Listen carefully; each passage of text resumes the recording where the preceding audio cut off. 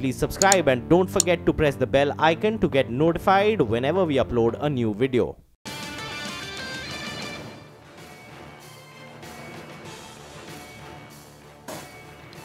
Hi, welcome back. Well, you're still watching Power Breakfast on CNBC TV 18. Friday marked yet another weekday of trade for Dalal Street, marking an end to what was the worst week that we've seen since August last year. The Nifty managed to end above 10,400 but was still in the red. The Sensex also closed just above 34,000. The Bank Nifty saw an underperformance, so it saw deep cuts of around 450 points on Friday, while the mid-caps really managed to hold their head above the water and was up around 0.2%, recovering more than 450 points to end in the green.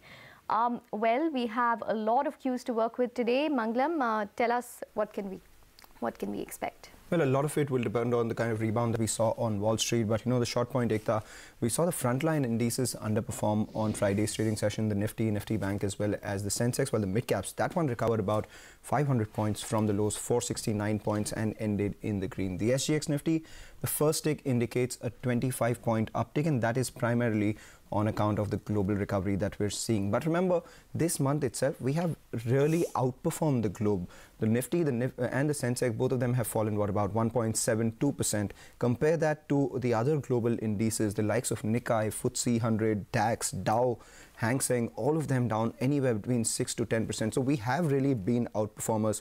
So we'll keep an eye out on that. What is really hurting the Nifty right now are the HDFC twins. In this month itself, the Nifty is down 572 points. HDFC Bank has taken it lower by 83 points. HDFC itself taken it down by about 76 points. So that's 83 points and not 8.8% out there. So 30% of the cuts on the Nifty are due to HDFC twins. The remainders, Reliance and ICICI Bank, aren't helping either. On Friday's session, there were low volumes. We fell on low volumes, recovered on low volumes, but the FIs, they pulled out more than 1,350 crores in the cash market. Remember, they have pulled out more than 60% of what they put in our markets in the cash on in January. In February so far, the domestic institutional investors added about 588 points. In index futures, the FIs have turned net sellers, so they started the series by being 80% long. Now they're just 47% long, and they are buying a lot of index puts too. We are currently in the middle of 100-day moving average as well as the 50-day moving average. So that is something we'll watch out for. Key triggers for today, of course, will be the big reactions to SBI and Tata Steel.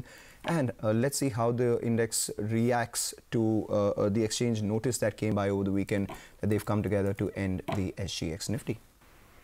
Okay, and stocks? Stocks, we start with a lot of results today. In fact, we'll watch out for GAIL. But apart from that, we have SBI that reported an NPA divergence of close to 23,000 crores. So that is something that the street might not like. Even the slippages, they've increased about 143% quarter on quarter. So the street will not like that. Tata Steel, on the other hand, the India business was fairly good, strong Indian operations, but the European operations miss estimates. Weak quarter for oil and gas space. BPCL disappointed, as did ONGC. And Coal India, well, the revenue was up 5.7%. Margins did improve a bit. That's because the e-auction business, that one has surprised positively. Talking about banks, Bank of Baroda too disappointed. The slippages increased 63% quarter on quarter, though out there they were saved by positive net interest margin performance. Marico, mixed quarter out there. The domestic volume growth of 9.4% was in line with what we expected, but the gross margins declined a lot more than we expected. Bata, on the other hand, very strong quarter. Margins expand from 12.5% to about 16%. Amara Raja Batteries too, fairly strong quarter. Sun TV, ad revenue growth of 22% is strong. Cadila Health, Ekta, that's the space that you track very closely. Zero observations from the US FDA for their Moraiya facility. And finally, a small company, Capacity Infra Projects, received an order worth nearly 250 crores, so that should be in the green. Finance Minister Arun Jaitley has revealed the MSP formula, the minimum support price formula, on Friday. Remember, he had announced that in the budget that the government will fix the minimum support price of Kharif 2019 crops by at least 1.5 times that of the cost of production of those crops. So, replying to a debate on the Union Budget 2018-2019 in the Rajya Sabha, Jaitley said that the government will take the A2 plus FL formula, which is covering the actual paid out cost, plus the imputed value of family labor to determine this cost of production of agri crops and accordingly fix the minimum support price. MSP किसान को मिले और उसका जो आधार आज तक एक बना सरकारों का कि उसकी जो इनपुट कॉस्ट है, उसके जो परिश्रम की कॉस्ट है, उसकी जो लेबर की कॉस्ट है, वो सारी ऐड हो उस A2+FL और फिर उसको 50% और मिले। एक बार ये परंपरा हम लोग बना लेंगे तो आरंभ में कई बार लगता है कि इसका इन्फ्लेशनरी इफेक्ट क्या होगा, इसका क्या फर्क पड़ेगा। जब राइट टू फूड लाए थे तो यही सारे प्रश्न उठते थे। आज 1,70,000 करोड़ अब्जॉर्ब करने की बजट की क्षमता बन चुकी है और इसलिए एक बार किसान को उसका हक मिलने लग पड़ेगा। तो विभिन्न क्रॉप्स के लिए जब ये परंपरा बनेगी तो मुझे लगता है कोई भी सरकारें आने वाले भविष्य में हो, ये एक नियम सा बन जाएगा कि किसान को इस सारे का एक बेंचमार्क बन जाएगा और आने वाला एक नया इतिहास किसान के लिए हम लोग लिख देंगे। Okay, well, moving on, in a bid to end SGX, Nifty and Sensex futures trading abroad, Indian exchanges have come together and issued a press release. Henceforth, they will not provide data on Indian indices to foreign exchanges.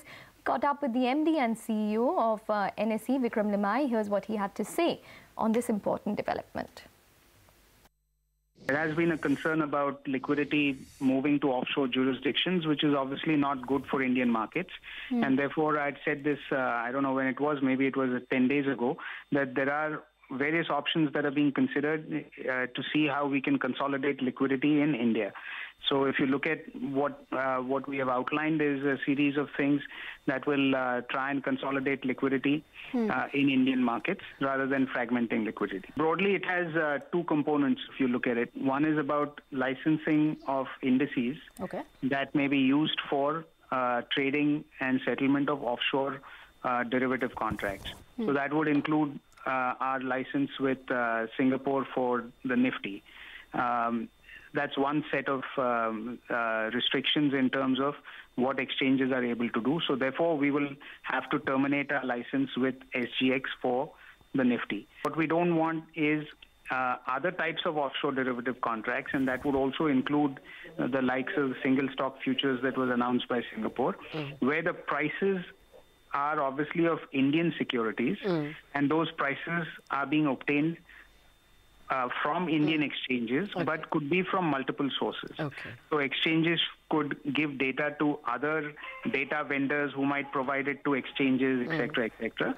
But whichever source is getting data from the exchange, what we are saying is that that data cannot be used for trading or settlement of any offshore derivative contract. All right, and for those who think the move is retrograde, well, the word coming in from the SEBI chief is that they don't think this move is retrograde. Ajay Tyagi, when asked about the exchange's move, this is what he had to say. Listen in. These are the exchanges who have taken this decision, and they have taken this, they have come out with this joint communique in terms of, I think, in terms of the business interest. And what they are saying, as I read it, is that they want that liquidity on those indices in India should not be actually split, and it doesn't shift abroad.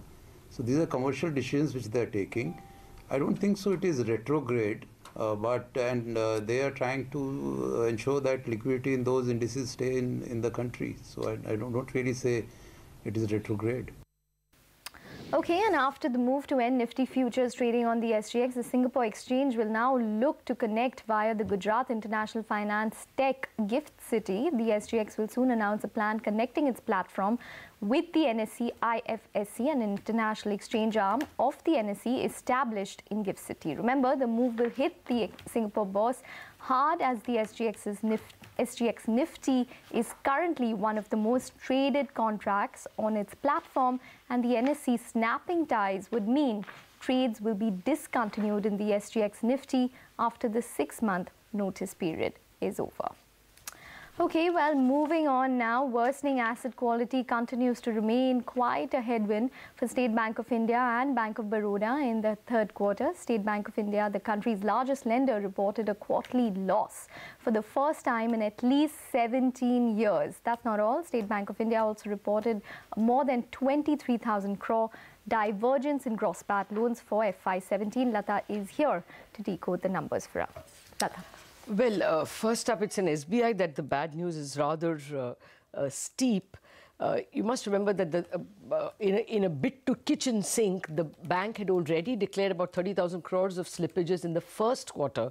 So now this further 25,000 crore coming in as slippages is quite a shocker. Then what was that kitchen sinking all about?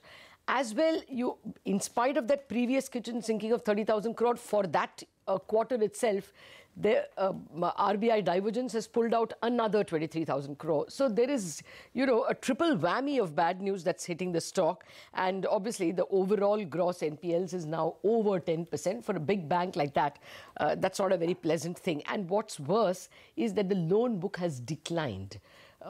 Quarter on quarter, we saw Bank of Baroda showing a better growth. I mean, quite a few banks actually showed growth, both year-on-year and quarter-on-quarter. We don't even see the quarter-on-quarter growth in SBI. So that just definitely leaves a worry. But then the management guidance was that we've done all that needs to be recognized. In fact, they don't even have a watch list hereafter, because they're more, and most of the slippages came from the watch list. To be fair, 90% came from the watch list, and therefore there's nothing more to watch, is what they are saying. Every NCLT case that gets resolved is to their advantage, because they have a lot of cases over there. And therefore there are at least 3 or 4 brokerages who have actually upped the price target to 400 rupees. Kotak has upped the target, BNK has upped the target. It's only IDFC which is calling a downgrade to neutral on that stock. Bank of Baroda, actually, let me begin with the positives. The positives are it's good loan growth. NII is 40% higher, loan growth is 16% higher. So there is growth, but there is slippage as well.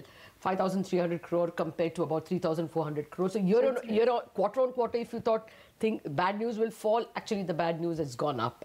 But again, they're guiding for the same thing. They're saying that, I mean, even if they don't even have to say, if you looked at all their stress, restructured, S4A, all those, together it is actually only 7.5% of the book compared to about 8% in the previous quarter. So overall stress has definitely gone down, which means further bad news will not be there. But for the fourth quarter, they will have to provide more.